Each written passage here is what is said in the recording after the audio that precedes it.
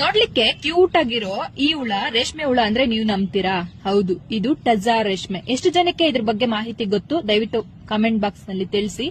ಎಲ್ರಿಗೂ ನಮಸ್ಕಾರ. 2 ತಿಂಗಳ ಹಿಂದೆ ಚಿಕ್ಕಬಳ್ಳಾಪುರ ಟು ಶಿಡ್ಲಘಟ್ಟ ಹೈವೇಯ ರೋಡ್ ಸೈಡ್ ನಲ್ಲಿ ಮರಗಳಲ್ಲಿ ಕಂಡು ಬಂದಂತಹ ಕೆಲವು ಗೂಡುಗಳು ನಮಗೆ ಕುತೂಹಲವನ್ನ ಮೂಡಿಸುತ್ತೆ. ಇದ್ರ ಬಗ್ಗೆ ಗೂಗಲ್ ನಲ್ಲಿ ಸರ್ಚ್ ಮಾಡಿದಾಗ ತಿಳಿದದ್ದು ಇದು ಕೂಡ ರೇಷ್ಮೆ ಅಂತ. ಮತ್ತೆ ಈ ತಳಿ ನೈಸರ್ಗಿಕವಾಗಿ ಬೆಳೆಯುವಂತ ತಳಿ ಅಂತ ತಿಳಿದಾಗ ನಮಗೆ ಸಿಕ್ಕಂತಹ ಗೂಡುಗಳನ್ನ ಸಂರಕ್ಷಿಸಿ ನಮ್ಮ ತೋಟದಲ್ಲಿ ತಂದಿಟ್ಟಿದ್ವಿ. ಇದಾದ ನಂತರ 2 ತಿಂಗಳ ಬಳಿಕ ನಮಗೆ ನಮ್ಮ ತೋಟದಲ್ಲಿ ಯಾವುದೇ ಗೂಡುಗಳು ಕೂಡ ಕಂಡು ಬರೋದಿಲ್ಲ. ಬದಲಾಗಿ ಪೀಪದಲ್ಲಿನ ಚಿಟ್ಟೆಗಳು ಪಕ್ಕದ ಮರಗಳಲ್ಲಿ ಮೊಟ್ಟೆ ಇಟ್ಟಿರುವುದು ಕಂಡು ಬರುತ್ತೆ. ಮತ್ತೆ ಹುಳ ತಿನ್ನೋದು ಕೂಡ ಅದೇ ಸೊಪ್ಪನ್ನ.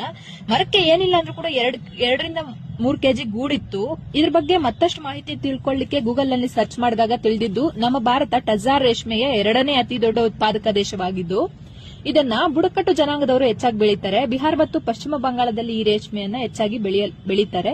ಇದರ ಉಪಯೋಗಗಳನ್ನು ನೋಡೋದಾದ್ರೆ ಪ್ರಮುಖವಾಗಿ ಸೀರೆಯನ್ನ ಮಾಡಲಾಗುತ್ತೆ, ಮತ್ತೆ ಉಡುಪುಗಳು ಅಂದ್ರೆ ಬಟ್ಟೆಗಳನ್ನ ಮಾಡಲಾಗುತ್ತೆ. ಇದರಲ್ಲಿ ಮಾಡಿದಂತಹ ಬಟ್ಟೆಗಳು ಜಾಗತಿಕ ಮಟ್ಟದಲ್ಲಿ ಪ್ರಸಿದ್ಧಿಯನ್ನ ಪಡೆದಿರುವಂತದ್ದು ಕೂಡ ಗಮನಾರ್ಹವಾಗಿರುವಂತದ್ದು. ಮತ್ತೆ ಸಾಬೂನು, ಈ ರೇಷ್ಮೆಯಲ್ಲಿ ಮಾಡಿದಂತಹ ಸಾಬೂನಿಗೆ ಇರುವ ಪ್ರಸಿದ್ಧಿಯನ್ನ ನೋಡೋದಾದ್ರೆ ಐಷಾರಾಮಿ ಸಾಬೂನ್ ಅಂತ ಕೂಡ ಇದು ಕರೆಯಲ್ಪಡುತ್ತೆ.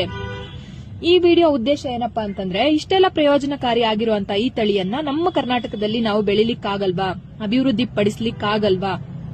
ಈ ಕ್ವಶನ್ ರೇಷ್ಮೆ ಇಲಾಖೆಗಳಿಗೆ. ಅದರಿಂದ